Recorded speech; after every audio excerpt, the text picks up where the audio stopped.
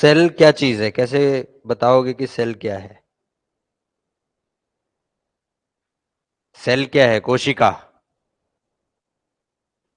Cell, कोशिका,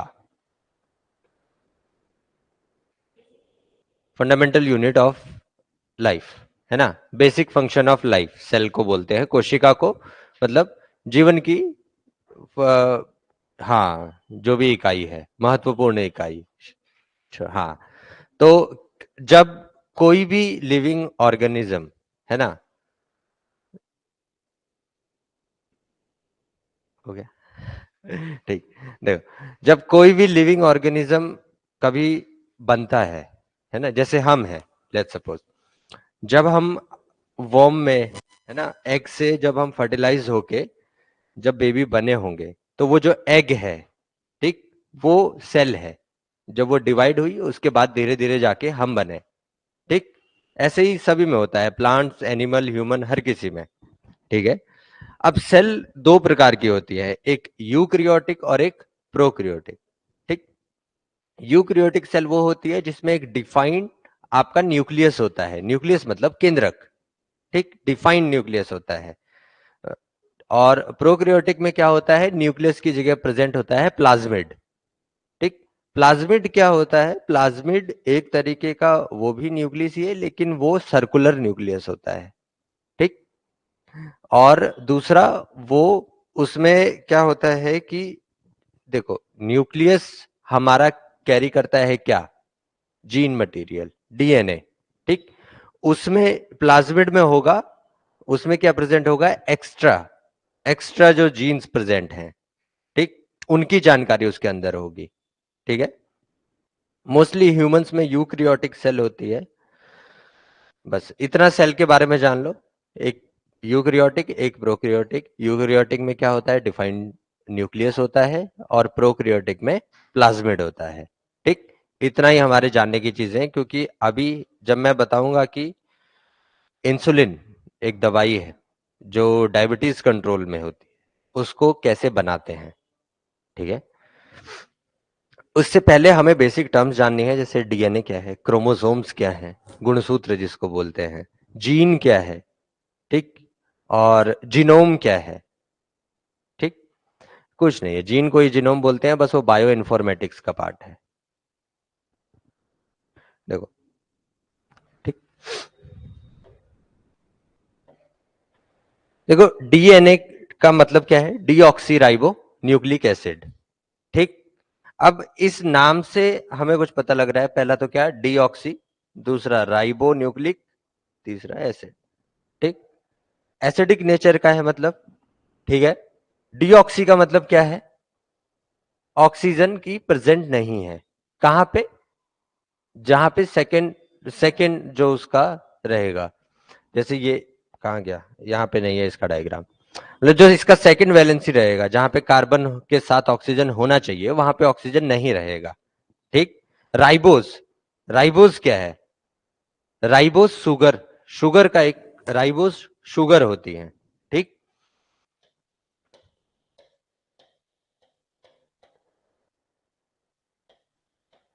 sugar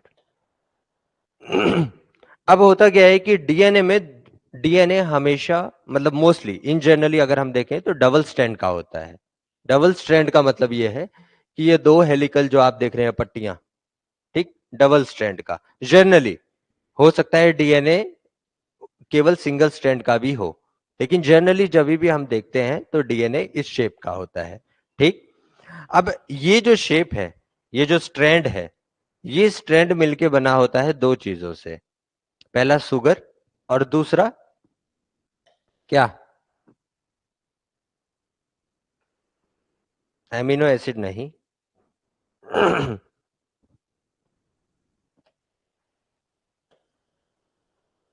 क्या होता है ये? फॉस्फेट, शुगर और फॉस्फेट से मिलके, ठीक। अब इसमें एक चीज होती है, जो एसिड जहां से आया है, वो एसिड क्या होता है? वो एसिड होता है इसका नाइट्रोजीनियस बेस एसिड, ठीक। वो नाइट्रोजन बेस होता है। अब ये इसका क्या काम है जो नाइट्रोजन बेस है? देखो नाइट्रोजन बेस बेसिकली होते हैं इसमें 4 जो ये लिखे हैं। इनको 2 तरीके से आप लिख सकते हैं। अब वो क्या है, 2 टाइप के होते हैं। वो जो 2 टाइप हैं वो आप बायोलॉजी में पढ़ेंगे। हमारे लिए यहाँ पे इतना जानना जरूरी है, ये जो 4 तरीके के हैं, ए, टी, जी और सी, ठीक। एडेनिन, थाइमिन और गुआनिन और साइटोसिन, ठीक। ये एक बेस मटेरियल है, नाइट्रोजनस बेस मटेरियल। अब इस बेस मटेरियल का काम क्या है, ये क्या करता है, जो दोनों स्ट्रैंड हैं उनको आपस में जोड़ के रखता है। जो ये जो लाइंस आप देख रहे हैं ये सारी नाइट्रोजनियस बेस है, ठीक। अब इसमें एक चीज होती है, जो ए होता है ये टी के साथ रहता है, डबल बॉन्ड के साथ, ठीक। जो एडेनिन होता है वो थाइमिन के साथ डबल बॉन्ड में रहता है, और जो गुआनिन होता है वो ट्रिपल बॉन्ड के साथ साइटोसिन के साथ रहता है, ठीक। और अगर मैं इस डीएनए को खोल के देखूं, लंबा करके स्ट्रेच करके देखूं, तो ये डीएनए कुछ ऐसा होगा, ठीक। ए के साथ टी, जी के साथ सी, सी के साथ जी, कुछ भी हो सकता है आगे, ठीक। ठीक है। और डीएनए की और क्या खास बात है, ये एक स्टोरेज की तरह काम करता है। क्या चीज का स्टोर करता है, आनुवांशिकता, हमारी जेनेटिक्स, हमारी हेरिडिटी, हमारे बाल कैसे हैं, हमारी हाइट कैसी होगी, हमारी आंखें कैसी होंगी, ठीक। अब आरएनए, आरएनए मोस्टली, और इसको बोलते हैं हेलिक्स शेप, ठीक है। हेलिक्स शेप का होता है, और एक हेलिक्स जो होता है यहां पे कंप्लीट होगा जहां पे 360 का रोटेशन हो जाएगा, 360 डिग्री, ठीक। 1 बेस या 1 हेलिक्स उसको बोलेंगे, ठीक। अब आरएनए, आरएनए भी देखो, आरएनए में इसमें और इसमें मेन डिफरेंस ये है कि ये स्टोरेज का काम करता है, ये स्टोरेज का काम नहीं करता है। ये किसका काम करेगा, ये काम करेगा जो भी हमारे लिए प्रोटीन्स जरूरी हैं उसको डेवलप करने के लिए। कैसे डेवलप करना है, कौन सा प्रोटीन इसके शरीर को चाहिए। जैसे मान लो मेरे बाल, मेरी स्किन एकदम डार्क है, तो क्या, कौन सा एंजाइम या कौन सा प्रोटीन चाहिए, मेलानिन। बालों के लिए केराटिन। तो वो कैसे बनना है, वो कब बनेगा और वो कितना बनेगा, ये चीज ये बताएगा इससे पूछ के, ठीक। वो प्रोसेस अभी देखेंगे हम क्या होती है। और दूसरा, आरएनए जनरली क्या होता है, सिंगल स्ट्रैंड, ठीक। जनरली, जनरली बोल रहा हूं, हमेशा नहीं। मैंने बोला ये डबल स्टैंड, सिंगल स्टैंड भी हो सकता है, ये डबल स्टैंड भी हो सकता है, ठीक। दूसरा, जैसे यहां पे हमने 4 नाइट्रोजन बेसिस पढ़े थे, साइटोसिन, एडेनिन, गुआनिन और थाइमिन, ठीक। यहां पे भी 4 होते हैं, एडेनिन, गुआनिन, साइटोसिन होता है, लेकिन यहां पे थाइमिन की जगह कौन सा आ जाता है, यूरासिल, ठीक। अब इसका काम क्या है क्या नहीं है वो सब बायोलॉजी का है, हमें उतना डीप घुसने की जरूरत नहीं। ए यू के साथ, जी सी के साथ, ठीक। ठीक हो गया।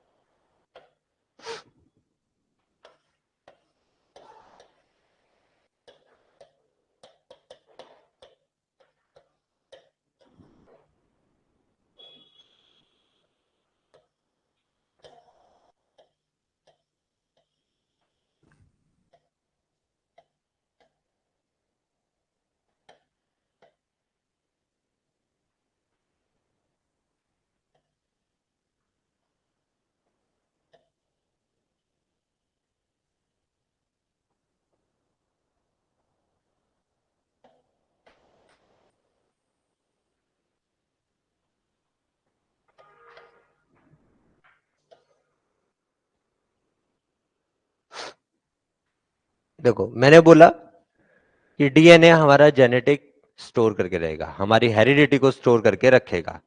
लेट्स सपोज कि मेरे फादर के बाल कर्ली हैं और मेरे भी बाल कर्ली होने चाहिए उस हिसाब से, है ना, लेट्स सपोज।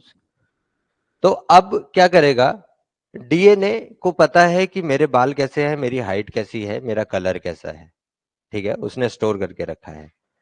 अब वो बाल या वो कलर आने के लिए मुझे प्रोटीन्स की जरूरत है, ठीक है, वो प्रोटीन मेरी बॉडी में बनने चाहिए। और वो प्रोटीन बनने के लिए डीएनए से वो इंफॉर्मेशन कौन लेके आ रहा है, आरएनए। बेसिकली कौन सा आरएनए, एमआरएनए। ठीक, आरएनए के भी टाइप होते हैं, एमआरएनए और टीआरएनए, और बेसिकली तीन टाइप के होते हैं, दो ही पढ़ते हैं, एम और टी, बायोलॉजी में पढ़ोगे तुम ये। तो इस प्रोसेस को बोलते हैं ट्रांसक्रिप्शन। ठीक, इसको ऐसे समझो जैसे कोई एक मंत्री, राज्यसभा तुमने देखा होगा, उसमें कोई तेलुगु जानता है, कोई उड़िया जानता है, कोई तमिल जानता है, कोई मलयालम जानता है ना, इंग्लिश में बोल रहे हैं तो सब सुन रहे हैं। अब किसी दिन प्रधानमंत्री मोदी कुछ बोल रहे हैं तो वो हिंदी में बोलते हैं मोस्टली, है ना। तो तुमने देखा होगा सबके कानों में एक एयरफोन लगा होता है, वो एक स्क्रिप्ट किसी चीज से पढ़ के बोल रहे हैं, तो वो हो गई ट्रांसक्रिप्ट। और जब वो बोल रहे हैं तो वो क्या हो रहा है, ट्रांसलेशन, जिसको यहां पे बोलेंगे ट्रांसवर्स। ठीक, अब होगा क्या, वैसे ही सेम चीज, इसने यहां से इंफॉर्मेशन ली, उसको बोल दिया ट्रांसक्रिप्ट, और इसने प्रोटीन में कन्वर्ट करा तो क्या हो गया, ट्रांसवर्स। ठीक, ये जो आगे का प्रोसेस होगा ये होगा ट्रांसवर्स। ठीक, अब एक चीज होती है आरटीपीसीआर, आप लोगों ने करवाया होगा, है ना। आरटीपीसीआर में वो जो आरटी है वो क्या है, रिवर्स ट्रांसवर्स। ठीक, उससे क्या होता है कि हमारे आरएनए से जब डीएनए बनता है, ठीक है, आरएनए से हम डीएनए फॉर्म करते हैं, तो इस डीएनए को बोलते हैं सी डीएनए, कॉम्प्लीमेंट्री डीएनए। ठीक, ये मैंने लिखा नहीं है, ये तुम लोग लिखते रहना, बना देना बाद में, ठीक हो गया। मोस्टली क्या होता है, मैंने रिपीट करते हैं, डीएनए से आरएनए ने इंफॉर्मेशन ली, उस इंफॉर्मेशन को बोल दिया ट्रांसक्रिप्ट। आरएनए ने आगे बताया कि ये प्रोटीन बनना है, ठीक, वो जो प्रोटीन बना उसको बोल दिया ट्रांसवर्स। ठीक हो गया। अब कभी कभी आरएनए की मदद से डीएनए फॉर्म करते हैं, तो वहां पे यूज होता है रिवर्स ट्रांसवर्स। ठीक, जो आरटीपीसीआर में, पीसीआर हम आगे पढ़ेंगे, आरटी यहां से समझ लो।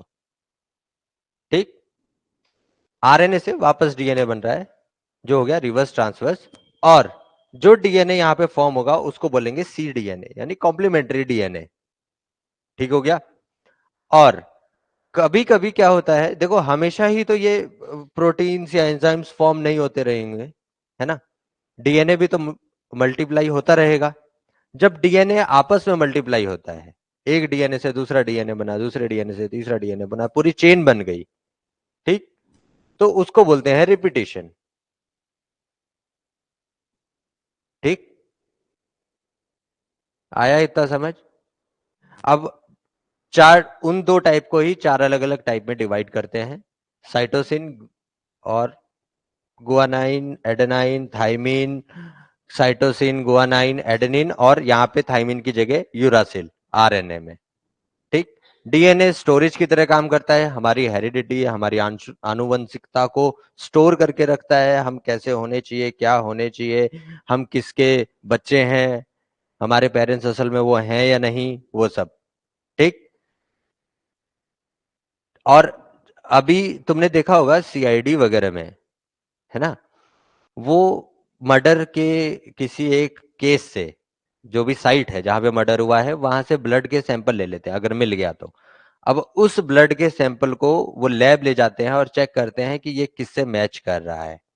ठीक, वो जो से पता करते हैं कौन है, बेसिकली उसमें प्रोसेस यही होता है, ब्लड लिया, ब्लड सैंपल से आरएनए हुआ, सेल से, वहां से डीएनए कलेक्ट करा, अगर डायरेक्ट आपको सेल मिल रहा है, लाइव सेल, तो आपको डायरेक्ट डीएनए मिल जाएगा। बायो फिंगरप्रिंटिंग करो, आपको पता लग जाएगा कि कौन है बंदा। ठीक, नाम डिऑक्सीराइबोन्यूक्लिक एसिड, और उसका राइबोन्यूक्लिक एसिड। लोकेशन, हाँ ये बताने वाला था मैं। जो डीएनए होता है वो एक लिमिटेड अमाउंट में हमारी बॉडी में प्रेजेंट रहता है, और अगर 100% डीएनए है, लेट्स सपोज 100% जितना भी डीएनए है 100%, तो उससे केवल 2 से 3% डीएनए ही एक्टिव डीएनए है। ठीक, बाकी सब सैटेलाइट डीएनए होते हैं। सैटेलाइट डीएनए वो होते हैं, जैसे ये जो स्ट्रक्चर था, ऐसा कुछ एक स्ट्रक्चर था, यहां पे मान लो हमारा एक्टिव डीएनए है। ठीक, इसके आसपास जो भी डीएनए होंगे वो सारे सैटेलाइट डीएनए होंगे। ठीक, और अगर हमारे सैटेलाइट डीएनए, देखो अगर किसी के डीएनए में कुछ भी इफेक्ट आ रहा है, मान लो म्यूटेशन हो गया, डीएनए चेंज हो गया, तो वो डीएनए एक्चुअली में कौन सा चेंज हुआ होगा? जो एक्टिव डीएनए होगा।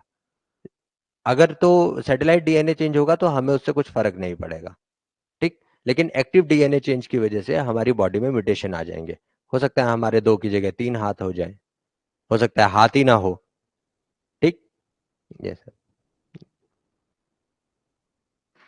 तो ये रहा location. It occurs inside the nucleus of the cell and some cell organelles, but it in plant it is present in the mitochondria and plant cell. Double standard molecule होता है इसका, helix double standard होता है, ribonucleic acid का one one strand होता है, generally है ये। ठीक, function, it stores and transfer genetic information to the to generate new cells and organism. It used to transfer the genetic code from the nucleus to the ribosomes to make proteins and carries the DNA blueprint in the blueprints guidelines. ठीक, वही same चीज जो मैंने बताया कि वो केवल वहां से लेके जाएगा कि क्या बनाना है, कैसे बनाना है। ठीक, केमिकल कंपोजिशन, फॉस्फेट और 5 कार्बन शुगर, और वो फॉस्फेट और 5 कार्बन शुगर वही सेम रहेगा। लेकिन डीऑक्सीराइबो में क्या होगा? सेकेंड जो कंपाउंड होगा वहां पे ऑक्सीजन प्रेजेंट नहीं रहेगा, वहां पे ऑक्सीजन प्रेजेंट रहेगा।